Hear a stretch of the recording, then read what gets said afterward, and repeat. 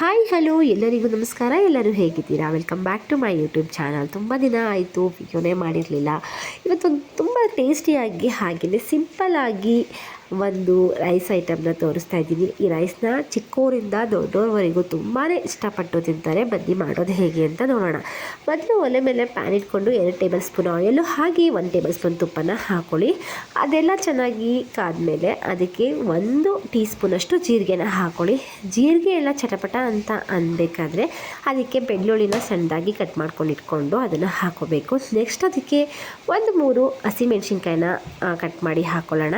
Next ಇದಕ್ಕೆ onion, 1 ಗೆಡ್ಡೆ ಆನಿಯನ್ನ ಸಣ್ಣದಾಗಿ ಕಟ್ ಮಾಡಿ ಹಾಕೋಬೇಕು. ಇದನ್ನೆಲ್ಲ ಹಾಕ್ಕೊಂಡು ಚೆನ್ನಾಗಿ ಫ್ರೈ ಮಾಡ್ಕೋಬೇಕು. ಇದೆಲ್ಲ ಕ್ಲೀನಾಗಿ ಫ್ರೈ ಆಗಬೇಕು, ಬ್ರೌನ್ ಕಲರ್ ಬರೋವರೆಗೂ. ಅಲ್ಲಿವರೆಗೂ ಹಾಗೆಯೇ ಕಡಿಮೆ ಉರಿನ ಇಟ್ಕೊಂಡು ಫ್ರೈ ಮಾಡ್ಕೊಳ್ಳಿ. ಆದಷ್ಟು ಜಾಸ್ತಿ ಉರಿ ಇಟ್ಕೊಂಡ್ರೆ ಸೀದೋಗ್ಬಿಡುತ್ತೆ. ಸೀದೋದ್ರೆ ಈರುಳ್ಳಿ ಎಲ್ಲ ಚೆನ್ನಾಗಿರಲ್ಲ. ಅದಕ್ಕೆ ಕಡಿಮೆ ಉರಿ ಇಟ್ಕೊಂಡೆ ಫ್ರೈ ಮಾಡ್ಕೊಳ್ಳಿ. ನೋಡಿ, ಇದು ಫ್ರೈ ಆಗಬೇಕಾದ್ರೆ ತುಪ್ಪ ಹಾಕಿರ್ತೀವಲ್ವ, ಆ ಸ್ಮೆಲ್ ಅಂತೂ ತುಂಬಾ ಚೆನ್ನಾಗಿರುತ್ತೆ. ಹಾಗೆಯೇ ಇದಕ್ಕೆ ಬೆಳ್ಳುಳ್ಳಿನ ಸಣ್ಣದಾಗಿ ಕಟ್ ಮಾಡಿ ಹಾಕಿರ್ತೀವಲ್ವ, ಅದ್ರ ಸ್ಮೆಲ್ಲು ಅಷ್ಟೇ ತುಂಬ ಚೆನ್ನಾಗಿರುತ್ತೆ. ಹೀಗೇ ಕ್ಲೀನಾಗಿ ಫ್ರೈ ನೋಡಿ, ಈ ಥರ ಬ್ರೌನ್ ಕಲರ್ ಆಗಬೇಕು. ಇದೆಲ್ಲ ಬ್ರೌನ್ ಕಲರ್ ಆಗಿದೆ. ಇವಾಗ ಇದಕ್ಕೆ ನಾನು ಶುಂಠಿ ಬೆಳ್ಳುಳ್ಳಿ ಪೇಸ್ಟ್ನ 1 ಟೀ ಸ್ಪೂನಷ್ಟು ಹಾಕ್ಕೊತಾ ಇದ್ದೀನಿ. ಜಾಸ್ತಿ ಹಾಕೋಕ್ಕೋಗಿ, ಆಲ್ರೆಡಿ ನಾವು ಬೆಳ್ಳುಳ್ಳಿನ ಸಣ್ಣದಾಗಿ ಕಟ್ ಮಾಡಿ ಹಾಕ್ಕೊಂಡಿರ್ತೀವಲ್ವ, ಅದಕ್ಕೋಸ್ಕರ 1 ಟೀ ಸ್ಪೂನ್ ಅಷ್ಟೇ ಬೆಳ್ಳುಳ್ಳಿನ ಹಾಕ್ಕೊಂಡು ಅದು ಹಸಿ ಸ್ಮೆಲ್ಲೆಲ್ಲ ಹೋಗಬೇಕು. ಅಲ್ಲಿವರೆಗೂ ಚೆನ್ನಾಗಿ ಫ್ರೈ ಮಾಡ್ಕೋಬೇಕು. ಇವಾಗ ಹಸಿ ಸ್ಮೆಲ್ಲೆಲ್ಲ ಹೋಗಿದೆ, ಈರುಳ್ಳಿನೂ ಬ್ರೌನ್ ಕಲರ್ ಆಗಿ ಫ್ರೈ ಆಗಿದೆ. ಇವಾಗ ನಾವು ಇದಕ್ಕೆ 1 ಕಟ್ಟು ಪಾಲಕ್ ಸೊಪ್ಪನ್ನ ಚೆನ್ನಾಗಿ ತೊಳೆದು ಚಿಕ್ಕದಾಗಿ ಕಟ್ ಮಾಡಿ ಇಟ್ಕೋಬೇಕು. ಇದನ್ನು ನೋಡಿ, ಪಾಲಕ್ ಸೊಪ್ಪಲ್ಲಿ ಆದಷ್ಟು ಮಣ್ಣಿರುತ್ತೆ, ಸಣ್ಣ ಸಣ್ಣ ಮಣ್ಣು. ಇದನ್ನು ನೀಟಾಗಿ ಆ ನೀರಲ್ಲಿ ಅದ್ದಿ ತೊಳ್ಕೊಳ್ಳಿ, ತುಂಬ ಚೆನ್ನಾಗಿರುತ್ತೆ. ಇವಾಗ ಇದೆಲ್ಲ ಸಣ್ಣದಾಗಿ ಕಟ್ ಮಾಡ್ಕೊಂಡು ಇಡ್ತೀನಲ್ವ, ಅದನ್ನು ಹಾಕ್ಕೊತಾ ಇದ್ದೀನಿ. ಇದೆಲ್ಲ ಚೆನ್ನಾಗಿ ಫ್ರೈ ಆಗಬೇಕು. ಇದರಲ್ಲಿ ಸ್ವಲ್ಪ ನೀರಿನಂಶ ಇರುತ್ತೆ, ಅದೆಲ್ಲ ಸಹ ಬಾಡೋಗಬೇಕು.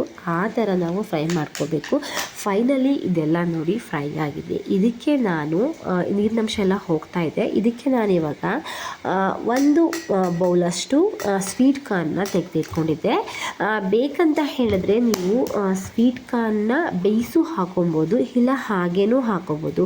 ಸ್ವೀಟ್ ಕಾರ್ನ್ ಬೇಗನೆ ಬೆಂದೋಗ್ಬಿಡುತ್ತೆ. ಅದರಿಂದ ಅದನ್ನು ಬೇಯಿಸಿ ಹಾಕ್ಕೊಳ್ಳೋಕ್ಕಾಗಲ್ಲ, ನಮಗೆ ಟೈಮ್ ಇಲ್ಲ ಅಂತ ಅನಿಸಿದ್ರೆ ಬೇಕಾದರೆ ಹಾಗೇ ಡೈರೆಕ್ಟಾಗಿ ಹಾಕ್ಕೊಳ್ಳಿ. ಇದನ್ನು ಫ್ರೀಝರಲ್ಲಿ ಇಟ್ಟಿರೋದ್ರಿಂದ ಸ್ವಲ್ಪ ಹೊತ್ತು ತಣ್ಣೀರಲ್ಲಿ ಹಾಕಿ ಆಮೇಲೆ ಅದನ್ನು ನೀಟಾಗಿ ತೊಳೆದು ಹಾಕ್ಕೊಳ್ಳಿ. ತುಂಬಾ ಚೆನ್ನಾಗಿರುತ್ತೆ. ಮಕ್ಕಳಂತೂ ತುಂಬ ಇಷ್ಟಪಟ್ಟು ತಿಂತಾರೆ. ನಮ್ಮ ಮನೇಲಿ ನಾನು ಫಸ್ಟ್ ಟೈಮ್ ಟ್ರೈ ಮಾಡಿದ್ದು, ಬಟ್ ನನ್ನ ಮಕ್ಕಳಿಗೆ ತುಂಬಾ ಇಷ್ಟ ಆಯಿತು. ಹಾಗೆಯೇ ನನ್ನ ಹಸ್ಬೆಂಡ್ಗೂ ಇಷ್ಟ ಆಯಿತು. ಲಂಚ್ ಬಾಕ್ಸ್ಗೆಲ್ಲ ಕ್ಯಾರಿ ಮಾಡೋದಕ್ಕೆ ತುಂಬ ಚೆನ್ನಾಗಿರುತ್ತೆ. ಒಮ್ಮೆ ಇದನ್ನು ಟ್ರೈ ಮಾಡಿ, ಖಂಡಿತವಾಗ್ಲೂ ಇಷ್ಟ ಆಗುತ್ತೆ. ನೋಡಿ, ಸ್ವೀಟ್ ಕಾರ್ನ್ ಎಲ್ಲ ಹಾಕಾದ್ಮೇಲೆ ಚೆನ್ನಾಗಿ ಫ್ರೈ ಆಗಬೇಕು. ಫ್ರೈ ಆಗ್ತದೆ. ಇವಾಗ ಇದಕ್ಕೆ ನಾನು 1 ಟೀ ಸ್ಪೂನಷ್ಟು ಸಾಲ್ಟನ್ನ ಹಾಕ್ಕೊತಾ ಇದ್ದೀನಿ. ಅದು ಹಾಕಿದ್ರೆ ಪಾಲಕ್ ಸೊಪ್ಪಿಗೆ ಮತ್ತು ಕಾರ್ನ್ಗೆ ಇಟ್ಕೊಳ್ಳಿ ಅಂತ ಹೇಳಿ ನಾನು ಮೊದಲೇ ಸಾಲ್ಟನ್ನ ಹಾಕ್ಕೊತಾ ಇದ್ದೀನಿ. ಇದೆಲ್ಲ ಹಾಕಿ ಚೆನ್ನಾಗಿ ಫ್ರೈ ಮಾಡ್ಕೊಳ್ಳಿ. ನೆಕ್ಸ್ಟ್ ಇದೆಲ್ಲ ಚೆನ್ನಾಗಿ ನೀರು ಬಿಡ್ಕೊತಾ ಇದೆ ನೋಡಿ, ಈ ನೀರೆಲ್ಲ ಸುಂಡೋಗಬೇಕು, ಅಲ್ಲಿವರೆಗೂ ಫ್ರೈ ಮಾಡ್ಕೊಳ್ಳಿ. ಯಾಕೆಂದರೆ ನೀರು ಏನಕ್ಕೆ ಬಿಡ್ಕೊತಾ ಇದೆ ಅಂದರೆ, ಪಾಲಕ್ ಸೊಪ್ಪಲ್ಲಿ ನೀರಿನಂಶ ಆವಾಗಲೇ ಹೇಳಿದಾಗೆ ನೀರಿನಂಶ ಇರೋದ್ರಿಂದ ಅದು ನೀರು ಬಿಡ್ಕೊತಾ ಇದೆ.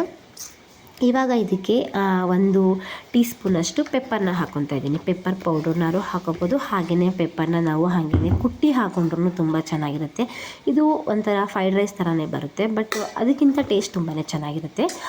ಒಮ್ಮೆ ಟ್ರೈ ಮಾಡಿ, ಮನೇಲಿ ಎಲ್ಲರಿಗೂ ಇಷ್ಟ ಆಗುತ್ತೆ.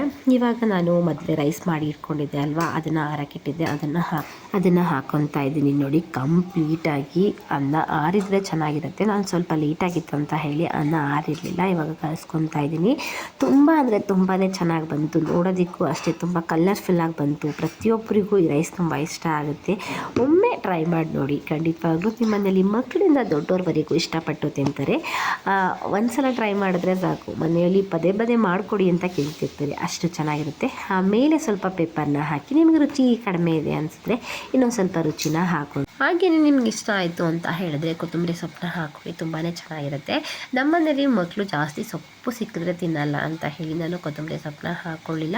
ಒಮ್ಮೆ ಈ ರೀತಿ ಟ್ರೈ ಮಾಡಿ, ಖಂಡಿತವಾಗ್ಲೂ ಎಲ್ಲರೂ ಇಷ್ಟಪಟ್ಟು ತಿಂತಾರೆ. Thank you for watching. Bye, take care.